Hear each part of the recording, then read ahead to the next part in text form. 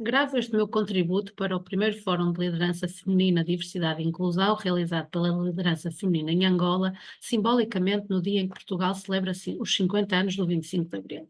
Faço pela necessidade de olharmos para os temas da igualdade e da inclusão e de reafirmarmos estes valores.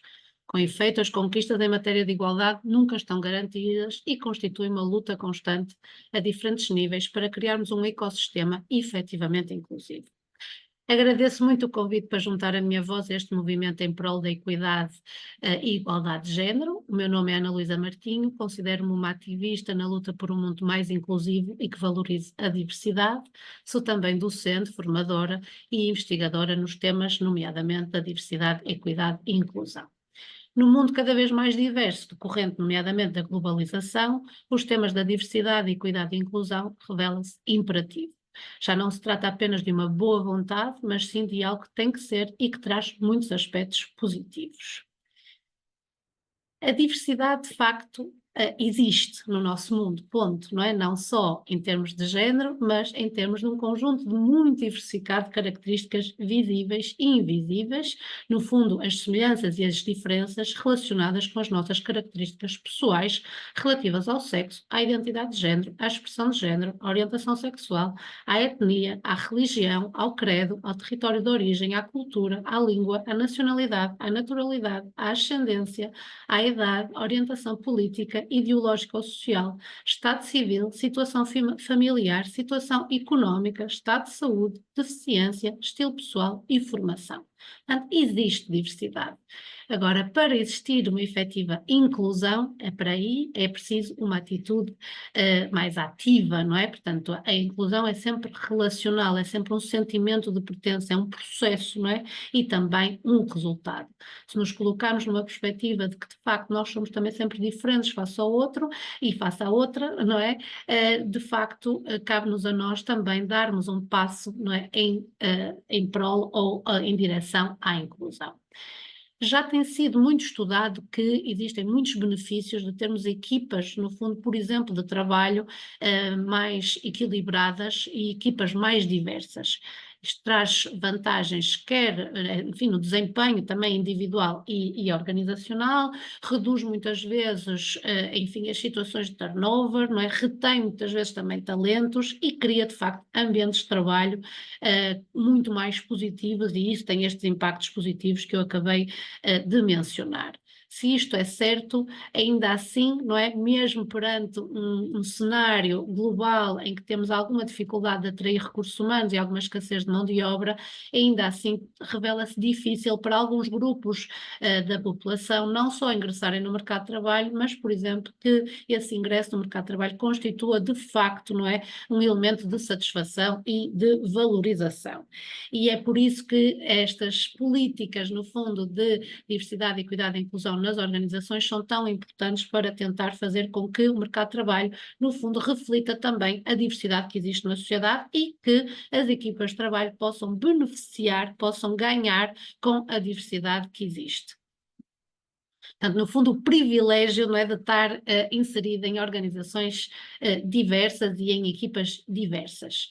Se nós olharmos para as práticas de gestão de pessoas que possam estar sensíveis à diversidade, temos um primeiro nível que será só o cumprimento da lei. No fundo, temos práticas que não têm nem discriminações diretas nem indiretas. Há um segundo nível que hoje já está mais do que estudado, que não é suficiente, que é uma espécie de neutralidade face às questões da diversidade. Portanto, dizemos no fundo que nós não discriminamos ninguém e que, como tal, isso está assegurado que as pessoas não se sentem discriminadas e que não existem tetos de vidro para as várias diversidades que temos na sociedade. E depois existe um nível, não é, acima deste, que é uma postura ativa num paradigma de uma gestão individualizada de pessoas, num incentivo à diversidade e à inclusão, e termos este tema como um tema que, no fundo, tem que ser trabalhado para se construir ambientes de trabalho inclusivos e que sejam benéficos para todas as pessoas. É preciso fazer um trabalho, digamos assim, não é, de mudar algumas mentalidades e as práticas. A ideia também deste meu pequeno contributo é de pensarmos um pouco o que é que nós podemos fazer, cada um e cada uma de nós, nos nossos diversos contextos pessoais e profissionais, para conseguirmos, de alguma forma, irmos contribuindo, porque é um trabalho, não é que nunca para, mas irmos contribuindo para termos, no fundo, aqui sociedades de facto mais inclusivas e mais justas. A primeira questão é, desde logo, tomarmos consciência de que todas e todos nós temos alguns enviesamentos, não é? Portanto, no fundo, começarmos a ter alguma capacitação sobre estes temas, ouvirmos mais sobre isto, participarmos destas iniciativas, como esta que está aqui a decorrer, tudo isto nos vai permitir irmos tomando mais consciência também daquilo que nós fazemos e que vamos reproduzindo muitas vezes de forma, enfim, inconsciente, é isso mesmo. Portanto, no fundo, irmos trabalhando sobre as discriminações, não só as diretas, não é? Como as indiretas, e que muitas vezes essas indiretas até são de facto inconscientes. Mas irmos trabalhando não só sobre esses estereótipos que vamos tendo e que dão lugar a preconceitos, por vezes até estereótipos que possam ser aparentemente positivos, mas que ainda assim trazem preconceitos e associados a esses preconceitos muitas vezes atos de discriminação. Portanto, no fundo também tomarmos consciência de que tudo isto existe, de que à medida que nós vamos conhecendo mais estes temas, também nos vamos apercebendo de que de facto ainda há muito trabalho para fazer num autoconhecimento, não é o que está ao meu alcance eu poder fazer, e tomarmos também consciência dos nossos privilégios nos diferentes contextos em que nós nos movemos. Portanto, existem diferenças entre cada um e cada uma de nós, essas diferenças trazem perspectivas diferentes para as discussões, para as equipas, para os grupos nos quais nós nos movemos e, no fundo, como é que nós podemos valorizar essa diversidade, porque é disso que também se trata de facto.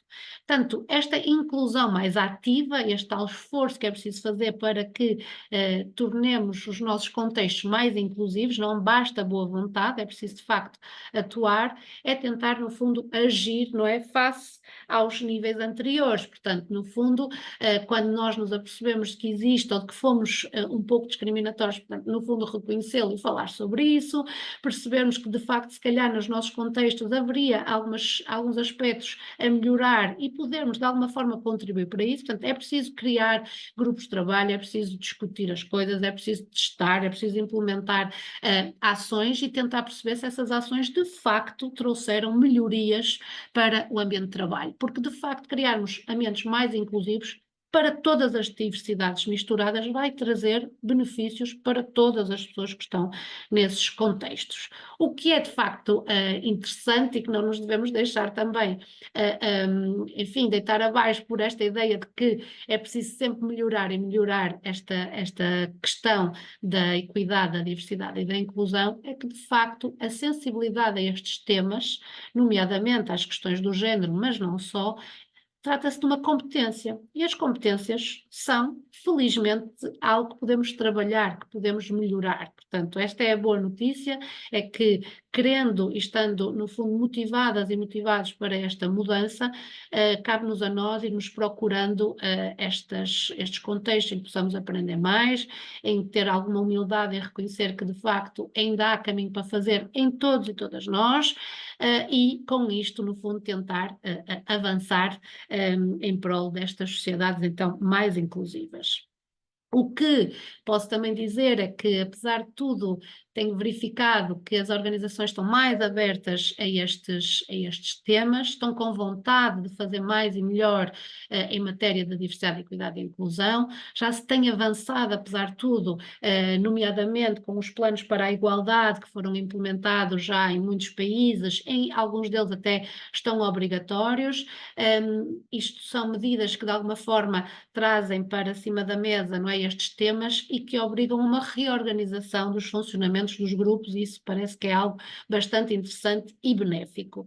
Portanto, resta agradecer ou reiterar os agradecimentos por poder participar, colaborar nesta iniciativa e dar, enfim, muita força para que possamos continuar com estes temas e que cada pessoa que ouviu este pequeno contributo possa se sentir mais mobilizada para fazer um pequeno contributo. Não existem pequenos passos em prol da igualdade, existem passos e por isso vamos tentar dá-los em conjunto. Obrigada.